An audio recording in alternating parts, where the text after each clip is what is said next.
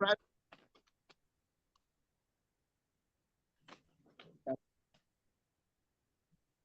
So welcome everyone. Good evening. Thank you for joining us for another exciting session with Blackwell. This evening I'm really excited and honored to have with us the African traveling teacher, Mr. Francis Udoza Bigirimana. If I pronounce your name correctly. Yeah. So, uh, those of you that are from Uganda, uh, to graduate in from the University of Kampala, Uganda. He is a pan-Canadian enthusiast, project-based curriculum designer, and learning quality to the chief social entrepreneur, co-founder at Mac, a channel where all the site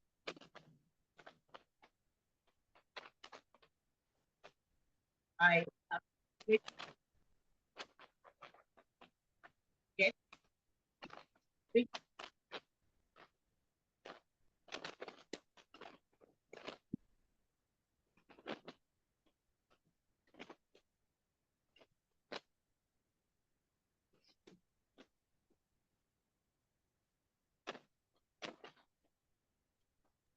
Thank you so much, Fatima. I think I lost you at some point, but I guess I'm now allowed to speak. you can go ahead. All right. Thank you so much for that warm introduction. I'm excited to be here, and thank you so much for inviting me to share the little I know about learning outside the classroom. I tried to put up very crazy slides, but I hope they'll help me to I hope they can help me to share what I put for us this evening. And exciting, of course, to be sharing with a community of teachers that from the 1 million teachers, an organizational platform that has participated in making me who I am ever since I got to start interacting with it. So once again, warm greetings, everyone. Like Fatuma shared, my name is Francis Bizoza, the African traveling teacher. The picture you see was taken in May when I'd been invited at the e-learning Africa conference to tell my story about the African traveling teacher. And most importantly, I would like to share that being part of the 1 million teachers community is also one of the motivations that pushed me to get into the African traveling venture where I envision traveling to all African countries. Why? Because one of the goals, in fact, aligns with exploring teaching outside the classroom.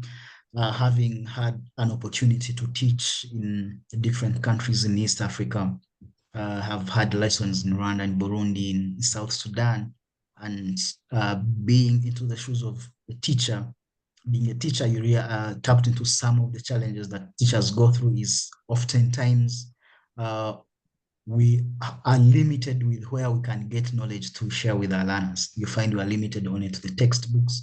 We are limited to maybe the internet if we have a chance to do the internet, and also limited to our environment. But you find you're teaching, for example, and I've talked about Kenya, I've talked about Nigeria and many other countries on the continent that are aligned with the curriculum that we teach. So you find you have limited examples. I don't know if the echo is coming from my side. Yes, you are excellent. Thank you.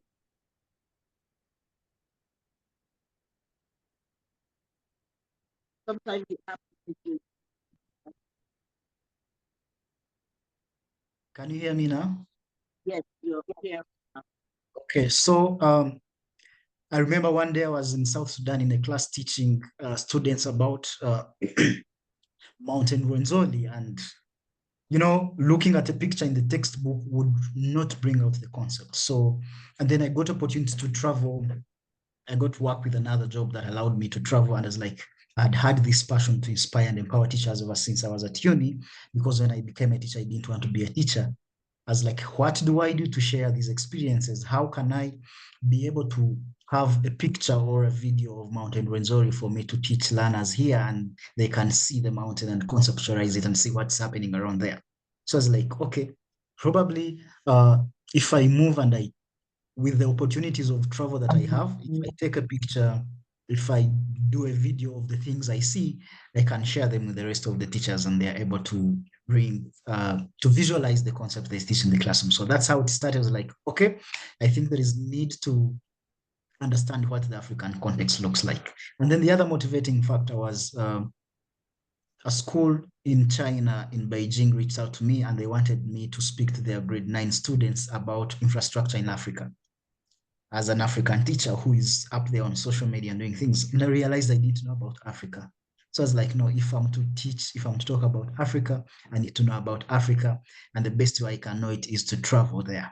As like out of fun, I started African traveling teacher, like say driving to different countries. If I get an invitation for a workshop in a country in Africa, I have to drive there. I remember the first time I got an invitation to Tanzania to moderate a session on the Belt and Road Initiative. I told them I wanted to drive there and they thought I was crazy. So that's how the African traveling teacher started. Like when I travel, I do content that is related to Africa that I can share and inspire teachers and students across the continent for them to be able to understand the potential of their continent, the opportunity of our continent. And of course, as teachers, we have also, as people on the continent who have seen a lot of brain drain, you see, most of our graduates run away and go to different countries to Asia where they're struggling. They are taking knowledge they have acquired in their graduates, but then they are going to do jobs that don't align with their work. So as like by inspiring and showcasing what Africa is, we can keep more youth in the continent. And also this would be an opportunity that teachers can tap into, get their children, their learners out of the classroom. That's briefly about it. Sorry for talking a lot about myself, but now I'd like us to dive into today's session and the objectives. And I thought about two major objectives that I thought would help us to really reflect and explore what teaching outside the classroom looks like. And one of them is that I felt it would be important for us by the end of this session to discover the benefits, the challenges, and strategies for successful outdoor teaching. And then also for us to be able to get inspired to take to get inspired to take your teaching to new heights under the open amidst nature's classroom. So please let us explore together. And in that case, I would like to challenge us to an icebreaker. I am trying to see if I can share a link to think. Let's think when you hear exploring teaching outside the classroom, what words come to your mind?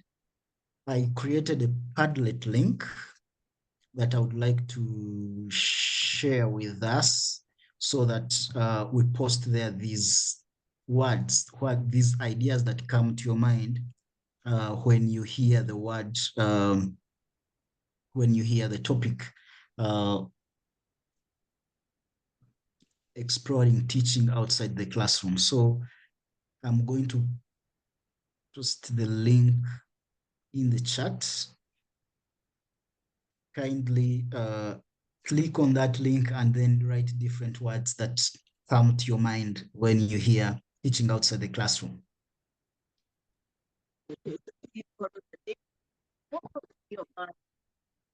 If you're unable to open the link, you can type in the chat.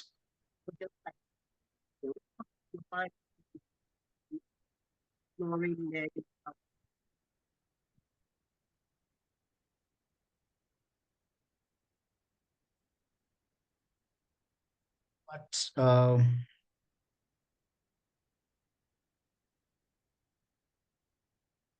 either monogenetic type The of like, prompt is when you hear exploring teaching outside the classroom, what words or phrases come to your mind?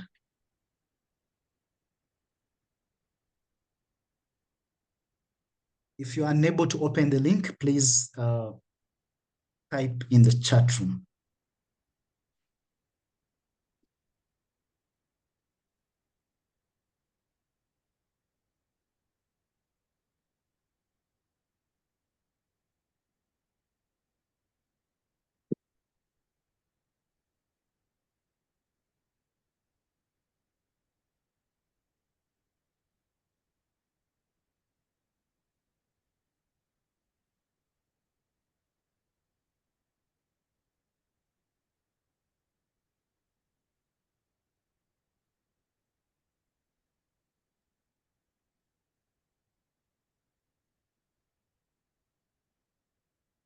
Okay, one more minute.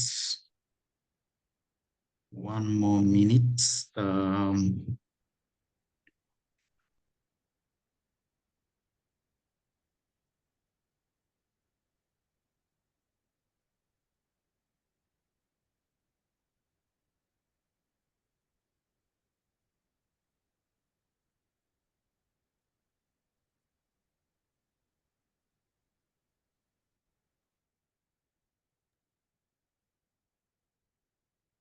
Awesome, awesome. We have exploring teaching outside the classroom. Means, let me share this. So this is what we have. This is what is coming out. Online teaching, traveling to see the reality of what is being taught in the classroom. Then you have fun, we have exploring, we have hiking, we have exploring teaching outside the classroom means embracing the world as my classroom, where the real life experiences and interactions become powerful learning opportunities. It allows me to connect with my students in meaningful ways, fostering curiosity and deep understanding. This is exciting. This is exciting. Thank you so much. Let me see what we have in the chat. In the chat, we have life applications, learning beyond the walls of the classroom. It can be explaining some concepts outside the class. It means field trip, presenting knowledge in the real world experience, learning done outside of the assumed boundaries of the normal classroom. Excellent. So it's not that we really don't know what uh, not that we don't know what teaching outside the classroom means, but it is important for us to keep reflecting and learning from other people on how these things happen. So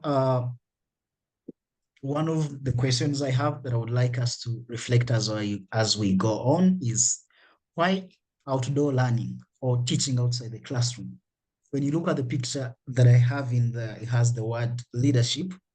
I took it last month. I happened to get an opportunity to attend a leadership session for teachers or who are in education in emergency contexts. And this place where we had the session in the Philippines had like these big words. And one of those that I picked interest in is this word. And I took this picture as leadership. To me, why outdoor learning is taking as teachers taking leadership in our classrooms and be as innovative as possible to ensure that we are delivering learning that engages the students. That's why I had this picture here. So let's take a minute or a few seconds to reflect, go back to our classrooms where I've been. It's like, okay, why is outdoor learning important? And as we do that reflection, I also like to dive into probably a few ways or a few approaches we can leverage to ensure that we are having learning outside the classroom or outdoor classroom. One of those opportunities that we have to use this approach is the nature around us. Why? Because outdoor teaching enhances student engagement by connecting lessons to nature. And this helps us in fostering creativity, promoting physical health, physical activity. And then it also provides a dynamic learning environment that inspires curiosity and exploration. In that picture that you see, uh, I took it in 2019 when I was teaching in a rural primary school in Uganda. And I had activities or projects that I was doing with the students on how to recycle resources around them to make decorations. And that is a lamp holder they are doing that we used threads that kids had collected within the environment that were now spoiling the environment. And here we are learning about conserving our environment. And this is one of the activities that I did with the kids, which was exciting because we had a lot of, it was more of a project and we had time for the learners to engage, to go and collect these threads that we looked at as hindrances or spoiling the environment. They collected them, then we had to clean them, wash them, then tie them around the ball to make a lamp holder. So that you see the kids holding is a lamp holder. And to me, I feel we leverage the nature, we leverage the environment to learn about environmental conservation, but as at the same time come out with something that the kids could sell.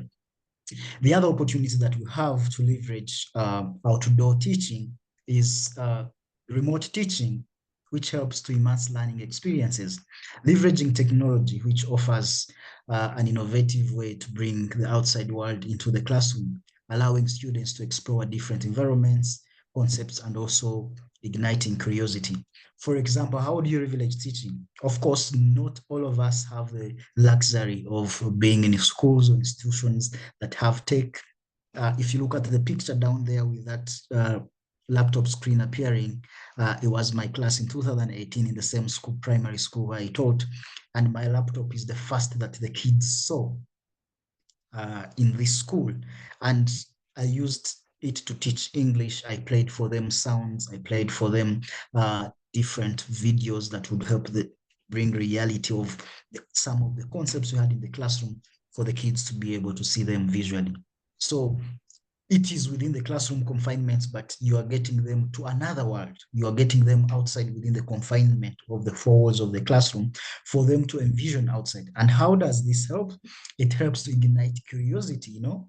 Once kids watch a video of their fellow kids in a different school, in a different county, or in a different country doing something, these are their peers, they're the same age. You are igniting curiosity into these learners to start reflecting, okay, that means I can also do what these kids out there are doing. So in one way or the other, you are igniting their curiosity, you are touching their deep think, their critical thinking skills and stuff. Um, and probably we might want to think about benefits of outdoor learning. And I have a few here, but we can as well contribute. If you have any idea of what outdoor learning would benefit your class, please feel free to put it in your chat. But this is what I brought out for us to reflect today. One, outdoor learning brings about engagement. If you look in the pictures, we have children who are doing art and craft. I remember when we were growing up and why I did these things in the schools where I taught. When we were growing up, we did things we called handwork. And for those of you who have opportunity to be working in international schools, probably this would be called service learning, where kids engage into projects in the community. So you see kids doing handwork, they are making mats in the first picture, in the top picture, they are making mats, and still this comes with teaching hands-on skills in the classrooms that we teach. So outdoor benefits of outdoor learning help us to ensure that we have classes that are engaging. Uh, Promoting real world application. In the picture below where you see myself with the kids, we have saucepans, we have gel cans and stuff. I was teaching a lesson about nutrition, about classes of food. And in this lesson, I ask students when they go home to bring different types of food they cook at home. So when they came to school, we did this class we did this. We did prepare a meal called the katogo dish, and katogo in Uganda is a mixture of different foods cooked in one pot.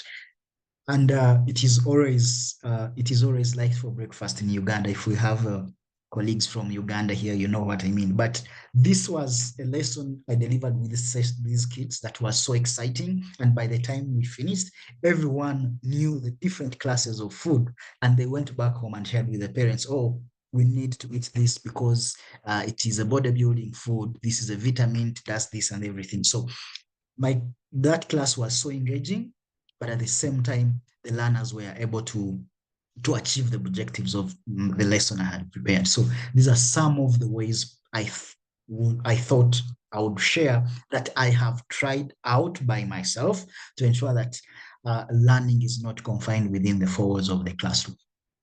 Then, of course, being outside the classroom supports health.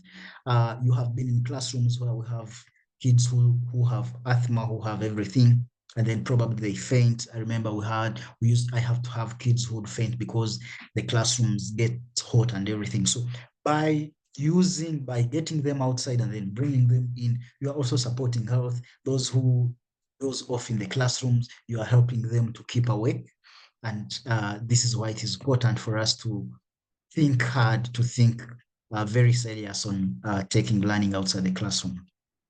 Then it also encourages environmental stewardship.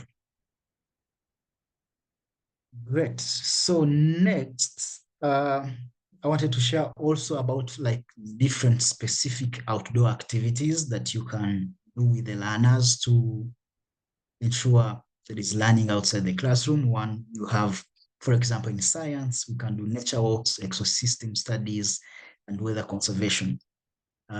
Geography, there are things to do with map reading, where you can now move it from the classroom and take it out to looking at local landmarks, visit local landmarks within your environment, visit you know, like if you're doing geography, you want the learners are learning about map, you can help them to draw a map of their school. They can walk around and be able to, conceptualize the map of their school, then come back and do it in the classroom. If you're doing history, there will always be like a local historical site within your environment. You can take your kids there. You can walk them to one of the oldest people in your village and they can hear a story from them. That is ensuring that we are moving learning outside the classroom. So I am using these pictures of the activities that I used in my context when I was teaching in primary school for us to be able to conceptualize the easiest way and the cheapest way we can take learning outside the classroom. Then for those of you who are teaching art, there is outdoor sketching, there's photography, there is environmental art projects, all these activities that we can leverage to ensure that there is outdoor learning or we are taking learning outside the classroom. Then you have physical education, which can best be achieved by doing activities outside the classroom. So in the picture, you see the first picture where the kids, I have the three boys. We had taken a nature walk, and then in the village, they land on a jackfruit, and because it was towards lunch, they eat it. So these are some of the things that happen when you take the kids out. But as a teacher, you have to be careful. And then another picture, because most of my lessons I did them outside, and every time we finish activities like this is a picture that you see the kids, we are holding tomatoes in the hands, and these are gifts that the kids brought to me because they're appreciating me for always taking them out. They're saying they don't do those in the classroom. And I am seeing ideas for language activities. For example, if you teach, like, yes, English was my language, you're teaching about things like a bicycle, parts of a bicycle. For example, I remember in P4, I taught about parts of a bicycle, and I did a project with the kids to write the different parts of a bicycle by visiting, or we moved from school and then visited the nearest trading center, and they were able to put eyes to a bicycle. And as we are naming the parts of the bicycle, they are looking at at the parts of the bicycle. So still, even with language, if you're talking about verbs, we are talking about vocabulary. We are talking about vocabulary in the environment. you take them out and they identify they go out with the words, with the vocabulary you're talking about, and then they should be able to identify the names of the different vocabulary they're talking about. So you can really leverage this in every, almost in every subject. I have a feeling it doesn't necessarily have to be science or practical subjects or something. uh, but then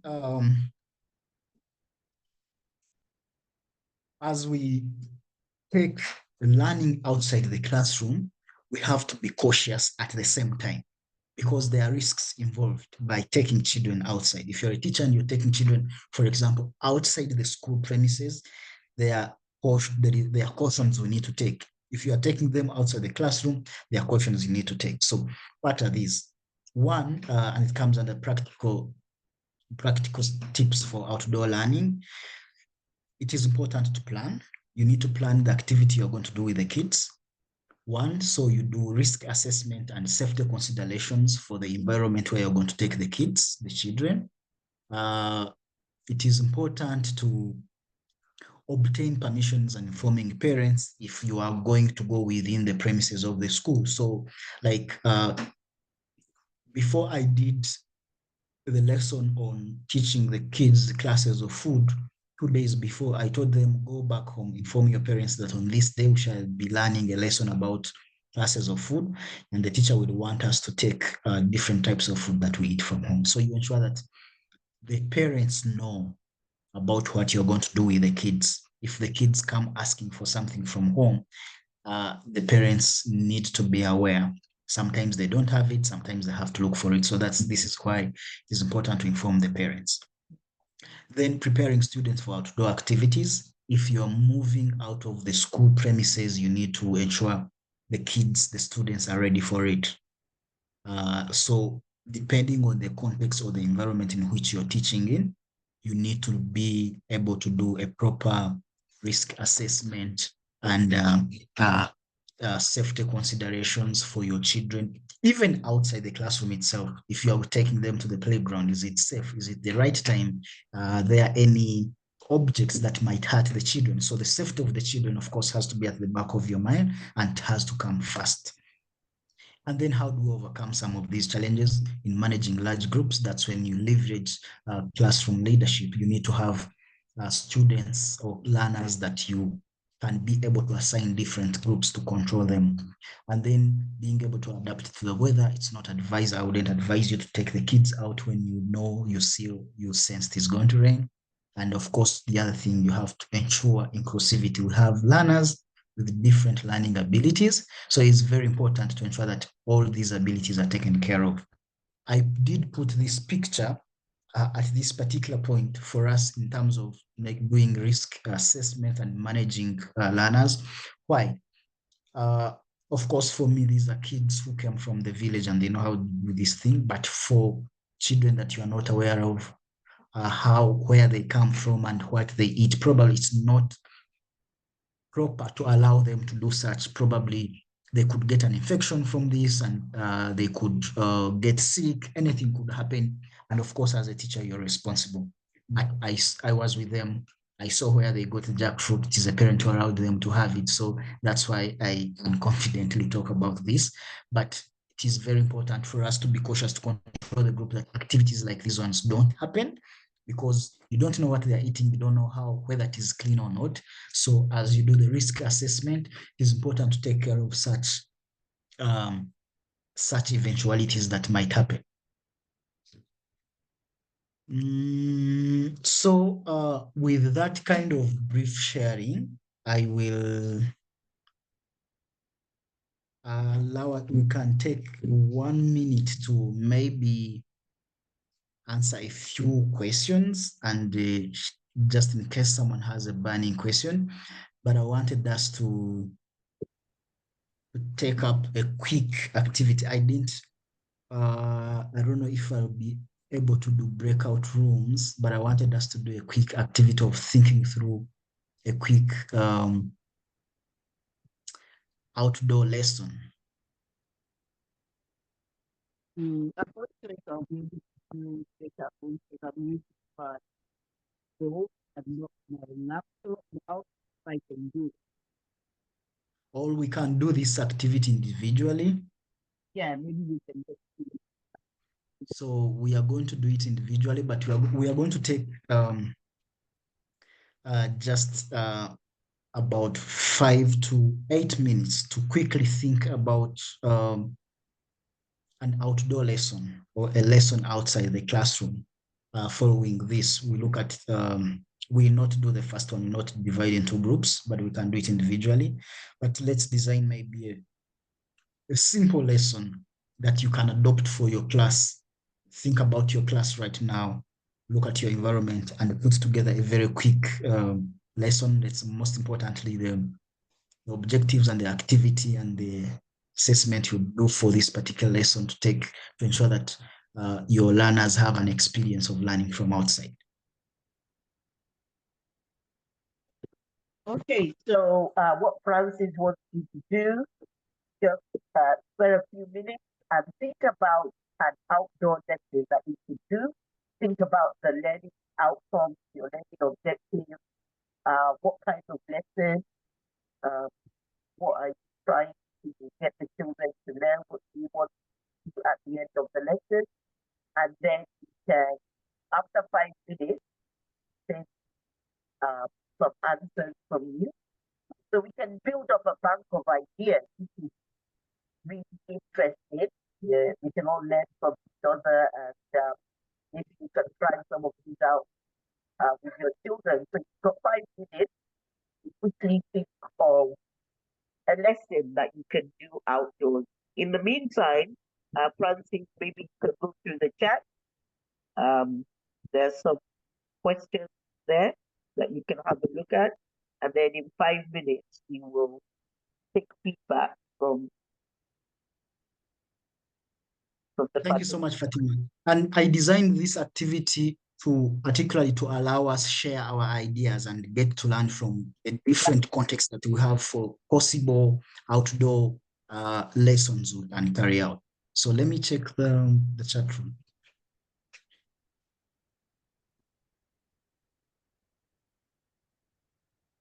Yeah, I hear you asking that can you relate teaching outside the classroom to project-based learning? Yes, why not? Because uh, it can be a brand. You might take the learners outside, not necessarily because they're doing a project, but probably you want them to see something you have taught in the classroom and you want them to have their eyes on it or to even have a field.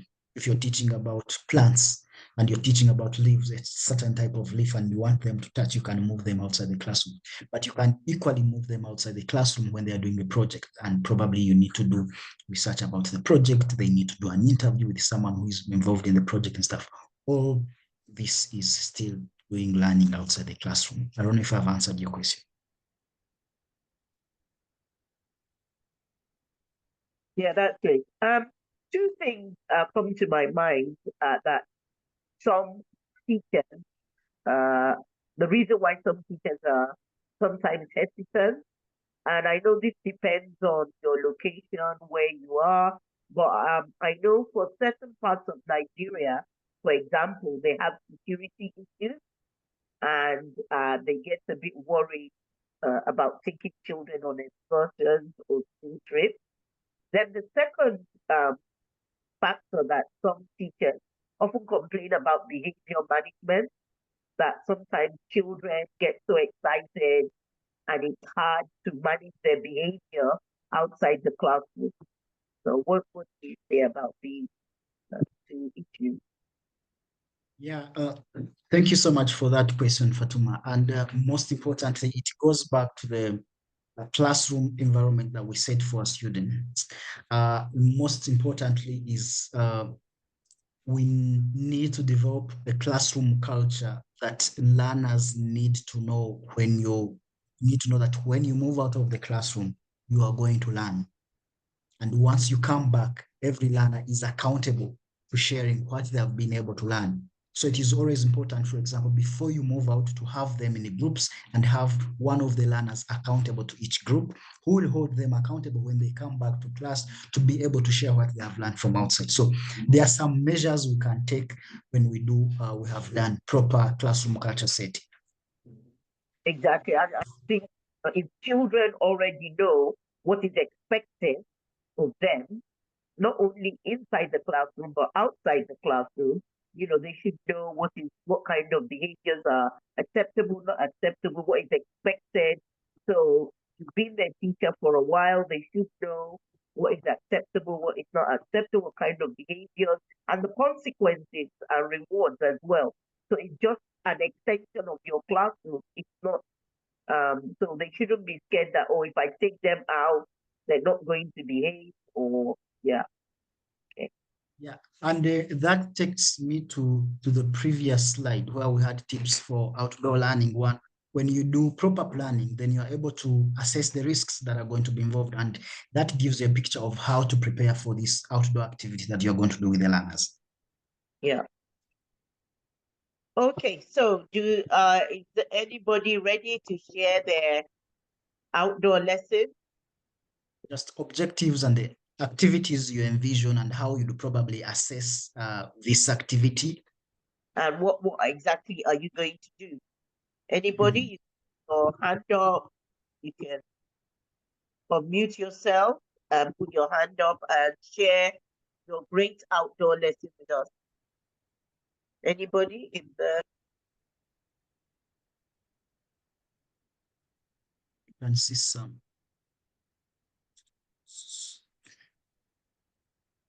Okay, we have one from Joy in the chat.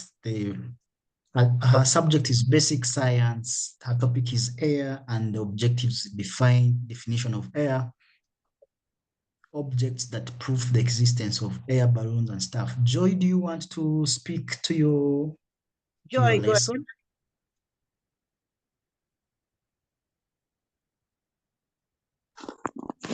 Hello, good evening, everyone. Good evening. Yeah, Mama, I'm privileged to be here, and my topic in the basic science is air. And first of all, I will define the air, the meaning of air. That air is colorless and air is odorless, and you can only feel the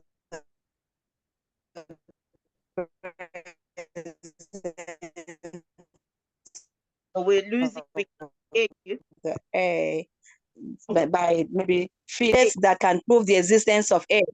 The object Okay. that can prove the existence of air is hand fan, then kites, balloons. You can now I can tell the children to come with balloon that tomorrow we are going to learn about air.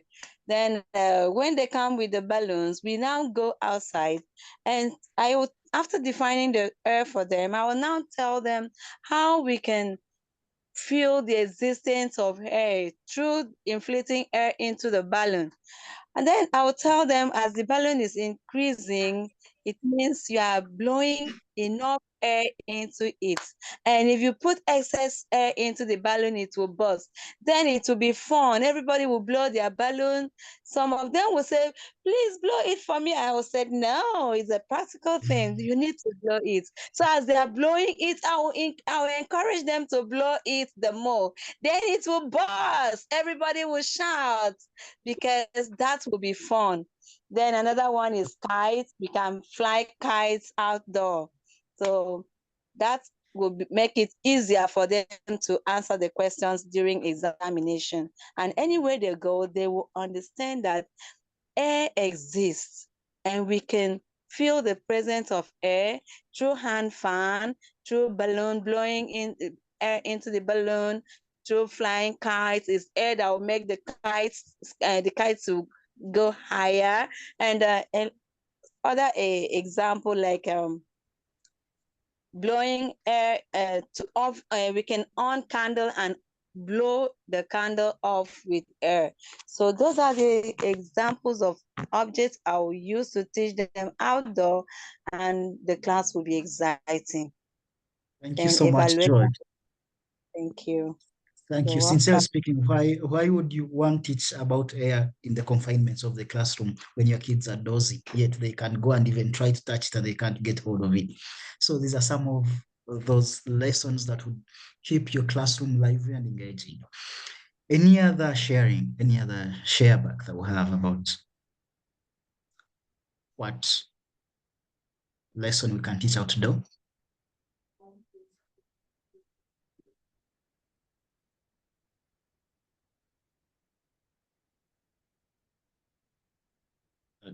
Okay.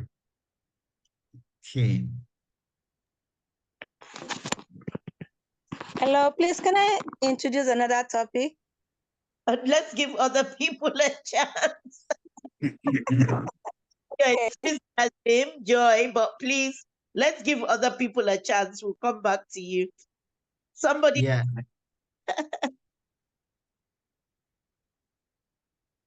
Yeah. So this should be Hello. an awesome. Yes. Hello.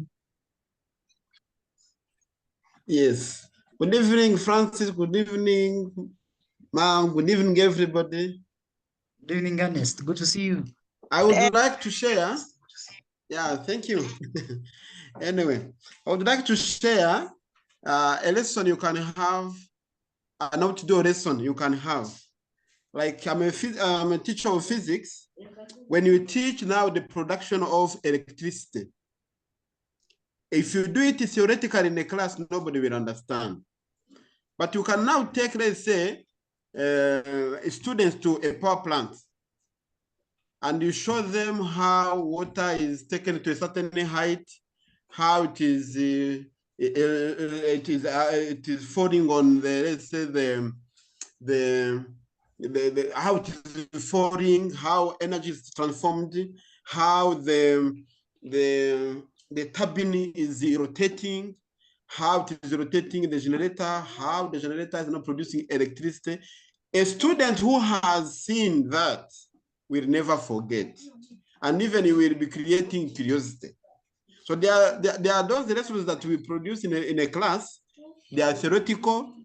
It is afternoon, students sleep, they doze, you fight, class management becomes a problem, yet you can take them outside, they become engaged, and they even love the science if you are doing this, teaching science. Thank you very much. Interesting. Thank you so much, Ernest. And such a subject, such a topic, if you taught like that, the kids will never forget. So that's why we need to plan properly and say, but can I afford to take them to a plant? Or is there an existing electricity generation plant in my environment? If it is not there, what do I do? I know Teacher Francis, I know they have dams in Uganda, they have the Ginger Horn Falls. I know Ernest, they have these ones in Uganda, and then speak to them. Is it possible for you to get me some pictures of this dam or some video of this dam, show how power is generated? Or can you search on the internet? That is also taking learning outside the classroom, privileging remote teaching and technology. And to us, I think the community, the 1 million teachers community, will have a very huge network where you can tap into other people from different countries from this network and everything. And that's in fact one of the goals that I envision as the African traveling teacher. Can we have this network of teachers who are able to collaborate, share knowledge, share resources quickly to ensure that the work we do in the classroom is made easy? So the other thing is taking learning outside the classroom is how we leverage the networks around us. How are we leveraging the Black Belt community to ensure that we are able to bring what teacher Ernest from Rwanda knows to my classroom, what teacher Francis as the African traveling teacher has explored in the classroom, probably maybe a video of him traveling into a country and delivering a lesson in another school. Like yesterday, I just uploaded a video when I was delivering a climate change session in a school in Rwanda. And do you know who connected me to this school? It is Ernest. So the taking learning outside the classroom starts with how we leverage the networks that we have as teachers, not necessarily going over and beyond when you don't even have the resources. Anyone else who is willing to share? We still have about 11 minutes. I think you've raised a really, really good point there about the networking and sharing of resources, because we all live in different parts of the beautiful continent of Africa. I'm sure there is something near you or a few miles away from you that you could share, maybe a picture, a video of something really, really important that maybe other children in other parts of Africa might not have seen or might want to see. And so we can build up this bank of resources that you can then share during your learning or during your session. So that's a really good idea. Maybe after talking about the lesson, we can also talk about what natural uh, things, physical or whatever, do we have near us that we don't mind sharing, and maybe we could build up these photos on our 1 million teachers website, or we can start building a bank of resources that, like you said, taking teaching outside the classroom doesn't always mean going on a field trip or an excursion. It means bringing other things like what we're doing now. We're having a class, a discussion, not within the four walls of a classroom. So it could be virtual, it could be a video, it could be a picture. So these are things that we could also look into for the future. That's a really good idea. Yeah, thank you so much, Fatima. So I think if we don't have any other person who wants to share about their To lesson, we any can go into the common Q&A. lessons that you can think of.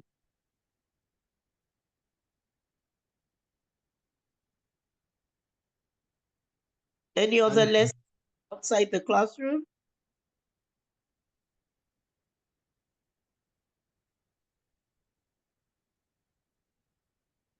I'm also happy for us to, at this moment, also answer any questions that the All members right. might have.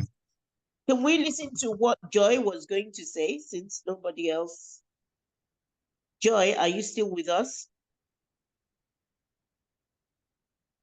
Joy? Joy, you had another idea. Hello, Hello, Joy. Yes. Go ahead and share. Mama. You have something in the chat.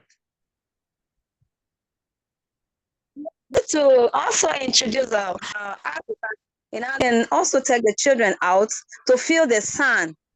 If you are teaching them soil, types of soil, the sandy soil, the loamy soil, and the clay soil, we can take them out to show them the soil as we are telling them that we use with a loamy soil. We now go to the garden and the school where we plant our flowers to it, the texture of the soil. Then we now go to the playground, pick the sandy soil, give it to them to feel it. And we can now bring a clay to the class, to them. We can bring a clay. If there's no clay in the school, we can bring it outside and come. They now feel how the clay is, how coarse the clay is, how slippery it is. So that will help them to understand the types of soil at the tip of their finger. So those are the additional one I wanted to introduce. Excellent. Awesome. Thank you. All right. Anybody else have any other lesson ideas for outdoor teaching? I have another idea. So Anna's coming back again. Okay, Ernest, yes. Yeah. This topic from front is very important, and sometimes it makes things clear. Most of teachers we love the things, and it becomes a burden to students, and we demotivate them instead. One day I was teaching forms of energy, and I made activity and a project with students. I told them, instead of teaching them, I told them, can you go to kitchen, either of the school or at your home? You identify all forms of energy that are used there. You even make a student, let's say, aware of how much energy is costing. let's say this electrical energy cost. We always leave classrooms light on. Students will never turn off lights. But if you have gone to kitchen, you see how much money they pay on electricity. I'm telling you the truth, no student will leave again in the classroom with light. If you see, you go to kitchen, you ask them, why don't you use wood? This firewood. And they will tell you that, you see, if we use firewood, we will cut off all the trees. We will not have rain. That explanation cannot come from a classroom. If you give it, no student will consider. But if a student has gone to kitchen and ask, the student will understand and it will last forever. So these outdoor lessons are really very important, and maybe we need to reflect on them, and we see how important they can even help us in motivating our students, in making them responsible citizens even, because they are doing what they know. They are doing what they see even the importance of being a student. They see that they are going to contribute. They are now problem solvers instead of problem creators. Thank you. That's my point. Thank you. Thank you so much, Ernest. You just reminded me about something that we did not take care of when I was growing up. But I grew up in a village where we cooked, in a home where we cooked on firewood. But every time we would finish to prepare dinner, like our mother, and you go back to the table when the fire is still burning, she would send you back and say, go and stop the fire so that that firewood you left in is not finished. Why? Because we are saving energy, and every evening we came, we are the ones who are supposed to go and fetch the firewood. So there are many ways we can bring learning outside the classroom by ensuring that learners, you remember when your mother tells you to go and stop the fire to ensure that the firewood is no longer burning, you're saving energy. When you switch off the power, you're saving the energy. So these are some of the examples and scenarios we can bring to the learners to ensure that we are delivering proper learning. Definitely, definitely, especially when it comes to sustainability and teaching them about how to conserve energy. There are so many things they can do outside the classroom. How can we save energy? How can we save the world? How can we save our environment? Come up with ideas, so many project ideas that they can do. So many things that we teach them in class that they can learn from outside the class, like the 3 states of matter, solid, gas, and liquids. Why do you always see steam in your bathroom or things like that? In your kitchen when the kettle is boiling. So many things that you can ask them to observe. And like you said, it makes them critical thinkers, so many project ideas. So I was really surprised when it was only Ernest and Joy that came up with answers. We really need to put in a lot of more practical, hands-on activities for our students to make learning interesting for them. Thank you very much, Ernest and Joy, for contributing. So now it's our question and answer session. If you have any for Francis, can you please unmute yourself and ask the questions? Anybody has any questions?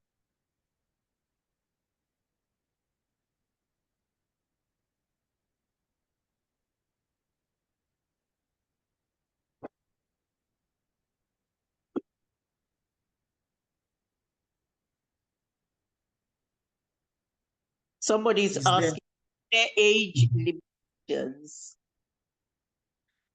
There is no age limitations, but as a teacher, as you plan, you look at the age of the children you're teaching and what is an appropriate outdoor activity for them. Exactly, exactly. Even children as young as 3. And that's the age where they learn through play anyway. So they should be doing some outdoor. So even children as young as that can do outdoor learning. And they should be doing only outdoor learning at age 3. I think we're too eager to sit them on a table and get them to start writing, when they should be learning through play at age 3, 4, 5, So there is no age limit, any child, any age. But like Francis said, make sure it's appropriate for your learning outcome and plan accordingly. Any other questions? Yeah, there is one in the chat from Ahero. Do you want to speak to it and elaborate on areas of catastrophe? Like, how do we manage teaching outside the classroom in areas of catastrophe? Okay. Ahero, do you want to explain a little bit more about the context you're talking about?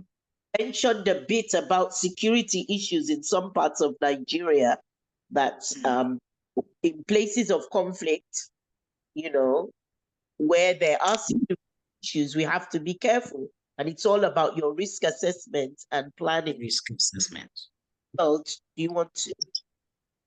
Yeah, thanks so much, Fatuma. I think that is basically that, because there are places where we have insecurity, where it is on and off. So sometimes you can't have students outside the classroom. So that's why I was asking, how do we manage it? Because you must have the classroom going on and you're not very sure of the security. Then I think Fatma's brought it out very clearly. Yeah, it goes back to the risk assessment. Like, I've been in the community of practice of education in emergency. And for example, we had sharing from participants from Ukraine, but they'll tell you when they are delivering teaching, you have to be aware of your environment. Even if you're in the classroom, like in Ukraine, they know bomb shelters are here. This is where there is conflict. I can't take there the children. So the planning and the risk assessment helps you to manage this, Mr. Hayward.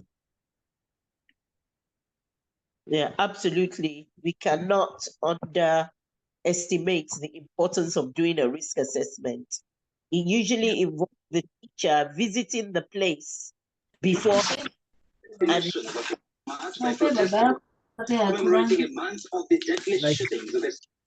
I have also had an opportunity to visit some of the big international schools that we have in the region. For example, like the Aga Khan International School in Mombasa. They'll tell you in the national school before once they go for an outdoor activity, they even have security, they have everything. But for those of us who are in contexts where we don't have these facilities, we don't have the capacity to hire security. As a teacher, you have to leverage the risk assessment to ensure that if you are moving out of the school premises, you have done proper due diligence, you know where you're taking your kids, it is safe for them, and you are in the limits. So to ensure that the safety of your learners is guaranteed. Yes, I remember working in some international schools in Nigeria. You actually have a police escort going with you. Some of the visits, the outdoor visits, you actually are accompanied by security. Yeah. Thank you. Questions?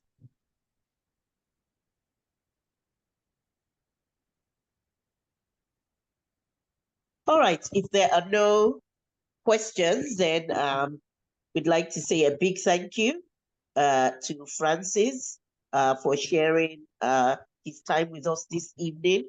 We have learned a lot. It's been very insightful, very informative, and lots of ideas have come up. And I'm sure we still have lots more ideas. So maybe in the WhatsApp group, we could share more of our outdoor learning ideas that we have. Like I said, if you've got something really special in your area, a natural landscape, a natural resource that you have, why don't you share these? Why can't we share these on our WhatsApp group? We can share pictures, we can share videos of good learning resources that we have, and we can build a bank of resources. So thank you so much, Francis. We've really enjoyed your presence this evening. And we hope that maybe you can visit Nigeria maybe one day during your travel. You can share, your YouTube channel. Yes. With all his YouTube channel to see the amazing work that he has done. as the African traveling teacher. Yeah, thank you so much, Fatuma. I'm honored for that you invited me to this to lead our learning about exploring outside the classroom. I just want to say that I have shared a link to my YouTube channel. I started it because of the passion I have for the teaching profession. So feel free to subscribe, feel free to comment, feel free to ask whatever kind of content you think might benefit you.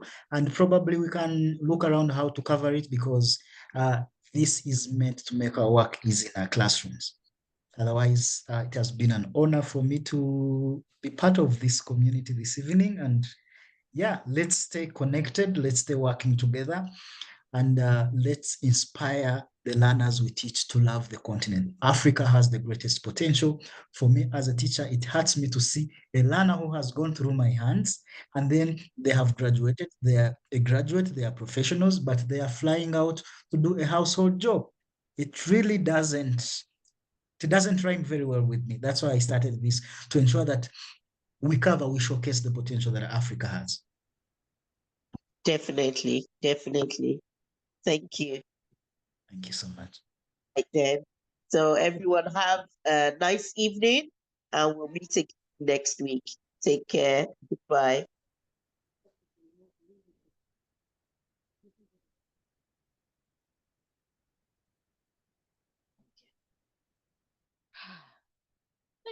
Finally.